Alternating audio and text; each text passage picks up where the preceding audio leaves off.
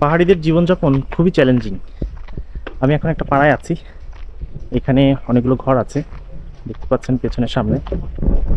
এখানে প্রাণীরা থাকে, গরু, বিড়াল, সব কিছু। তো এই পাড়াটা মোটামুটি আধুনিক। এখানে পানির জন্য লাইন টানছে জিনিস দিয়ে। তারপর মোটামুটি সবই আছে এখানে, এবং একটু কালারফুল সব। তো এসব পাড়ায় সেই শহর থেকে অনেক কষ্ট করে জিনিসপত্র টেনে আনতে হয়। দেখা যায় কি যে এক সপ্তাহের বাজারের একদিন করে নিয়ে আসে এবং পাহাড় বেয়ে তারপর এই পর্যন্ত আসে।